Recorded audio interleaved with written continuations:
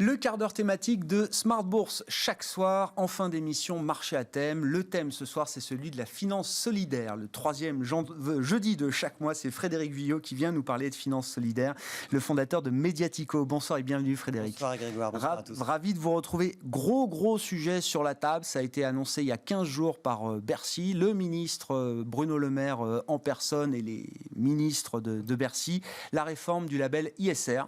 Absolument. Qui a été quand même quelque chose d'assez pionnier en la matière, il y a 2015, c'est ça? Oui, alors de 2016, le label 2016. Récupéré par Bercy, mais en réalité, ça faisait des années que Novetic avait porté cette question d'un label ISR sur le marché français.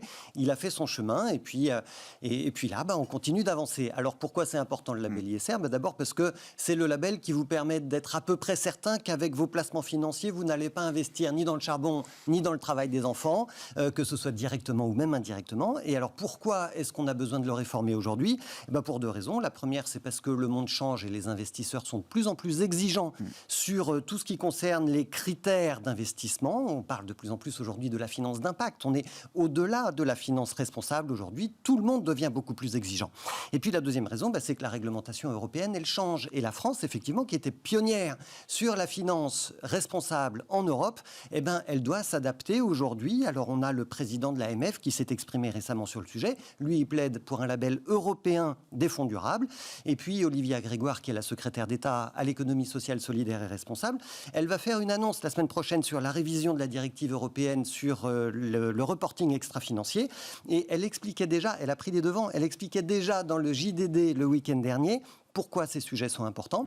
Elle nous disait notamment que demain, on va pouvoir comparer les entreprises, pas seulement sur la rentabilité ou sur leurs actions opérationnelles, mais aussi sur le partage de la valeur, sur le traitement des déchets, sur l'usage des circuits courts, bref, tout un tas de critères extra-financiers sur lesquels on a besoin aujourd'hui d'une évaluation, on a besoin d'une norme, et cette norme, c'est à nous de la créer. On ne veut pas se voir imposer une norme américaine, comme ça a été le cas il y a 20 ans avec les normes IFRS dans le domaine comptable.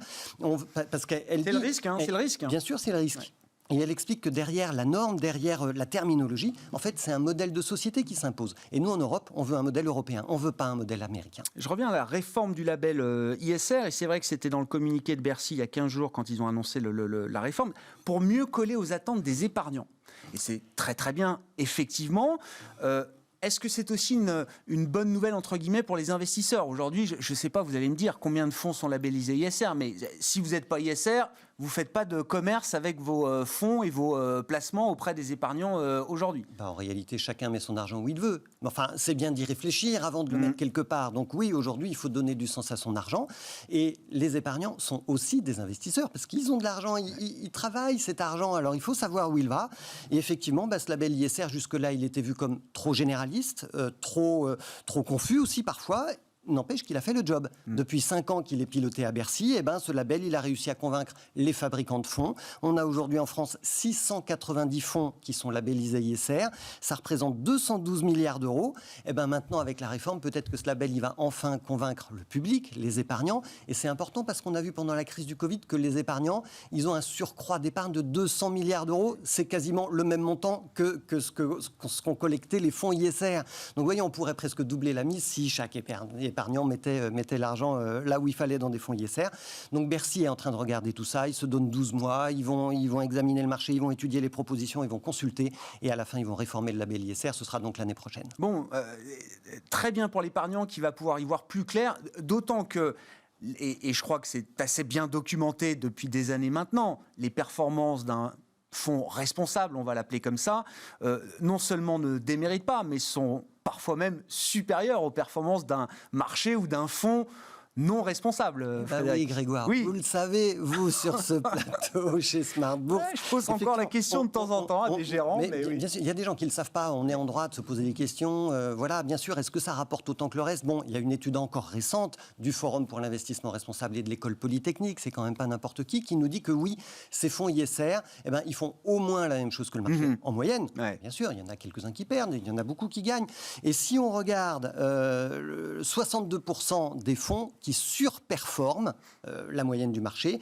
Dans ces 62% de fonds qui surperforment, on les a classés par catégorie. Et ben, en fait, il y en a 52% qui sont des fonds obligataires, il y en a 59% qui sont des fonds en actions, il y en a 85% qui sont des fonds monétaires. Donc, vous voyez qu'en réalité, oui, ça fonctionne sur à peu près toutes les classes d'actifs. Et puis, on s'est aussi aperçu pendant cette crise sanitaire qu'en réalité, ces placements, ils sont moins volatiles. Ouais. Ça veut dire quoi? Ça veut dire que quand les entreprises font attention et accordent de l'importance à leur impact extra-financier, et ben finalement, elles résistent mieux et elles sont plus solides. Bon, vous avez des exemples là, de fonds, parce que souvent, en plus, ils ont des biais, des thématiques assez explicites, assez parlantes. Alors, je ne sais pas s'il y a des exemples particuliers qui vous ont inspiré, Frédéric? Alors, en ce moment, il y en a un que j'ai repéré qui s'appelle AXA Future Génération. On se projette, voilà, Future Génération, on est dans le social, on est sur les classes d'âge, voilà. Et celui-là, il est labellisé ISR. Il est aussi labellisé Finansol dans la finance solidaire. C'est un fonds de 35 millions d'euros qui est géré par Ecofi. Donc là, on est dans le groupe Crédit Coopératif. Et il faut savoir que 66% de ce fonds sont investis dans 24 entreprises solidaires. Alors, ces entreprises-là, ça peut être l'ADI, qui fait la promotion du microcrédit en France, et c'est aussi, parmi d'autres, l'Union pour l'enfance. Et l'Union pour l'enfance, c'est intéressant parce que c'est une association qui s'occupe de la protection de l'enfance. Donc, on est sur AXA Future Génération. Et cette association-là, c'est la première du secteur de la protection de l'enfance à réaliser une émission obligataire.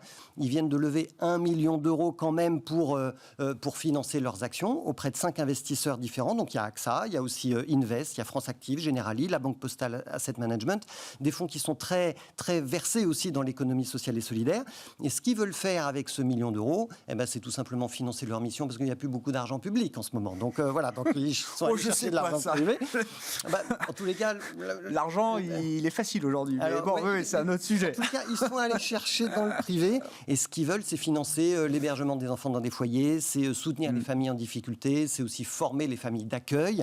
Et au moment où la crise accroît les difficultés des familles, accroît la pauvreté, accroît aussi les violences familiales, évidemment, c'est important. Ouais.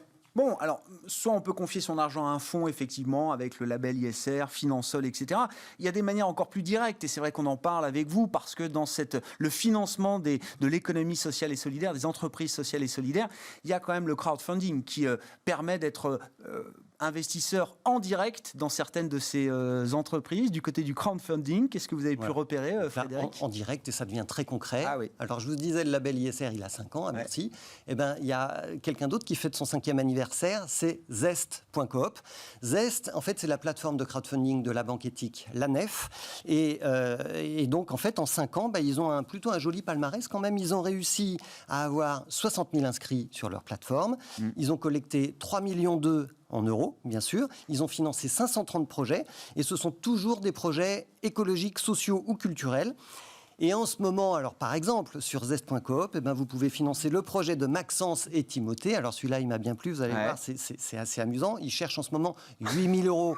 Ça va pas très loin, 8 000 euros, d'accord. Ils veulent ouvrir la première franchise du Drive tout nu. Alors je sais pas, voir, si vous connaissez le Drive tout nu, alors ils vont ouvrir une franchise à Lille. Mais c'est un concept qui est né à Toulouse. C'est un drive, vous pouvez faire vos courses. Simplement, c'est un drive un peu particulier. D'abord, il est local.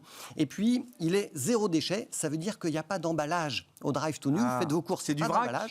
C'est du vrac. Mais alors, comment vous faites pour emporter vos courses? En fait, c'est eux qui vous prêtent un emballage. En fait, c'est un système de consigne d'emballage. Bien sûr, vous devez rapporter votre emballage au drive tout nu pour vos prochaines courses.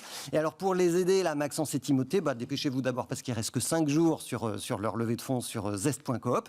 Mais il y a 2 choses à savoir. D'abord, 8 000 euros, je vous ai dit, c'est pas beaucoup, mais en fait, ça représente 15% de l'investissement global. Ils ont aussi de l'apport personnel pour 20%. Ils ont fait 2 emprunts bancaires, donc c'est un vrai projet économique. Et puis la deuxième chose à savoir, c'est que c'est aussi un vrai crowdfunding, c'est-à-dire qu'il n'y a pas de rentabilité à attendre. Là, quand vous mettez de l'argent pour les aider, en fait, la contrepartie, ça va être du don de produits. Donc vous allez récupérer des biscuits, vous allez récupérer un petit pot de rillettes. Voilà, échange de marchandises, mais il y a quand même quelque chose en retour. Il y a quelque chose. Oui, je comprends. Donc Drive tout nu sur la plateforme Zest.coop, c'est ça, Frédéric? Bon, il reste quelques jours pour vous intéresser à ce projet, le projet de Maxence et Timothée à Lille, c'est ça? Exactement. la première franchise du Drive tout nu. Merci beaucoup Frédéric. Merci On Grégoire. vous retrouve, je le répète, le 3e jeudi chaque mois dans Smart Bourse, le soir à 19h15. Vous nous Avec parlez de plaisir. l'actualité de l'économie sociale et solidaire, la finance solidaire, avec toujours quelques idées de financement et d'investissement. Actualité qu'on traite évidemment ceux qui sur s'intéressent. mediatico.fr. Et bien sûr, et on renvoie évidemment sur mediatico.fr. Merci beaucoup Merci, Frédéric. Grégoire. Frédéric Villot, le fondateur de Mediatico, avec nous ce soir dans ce marché à thème de Smart Bourse. On se retrouve demain en direct à 12h30 sur Bismart.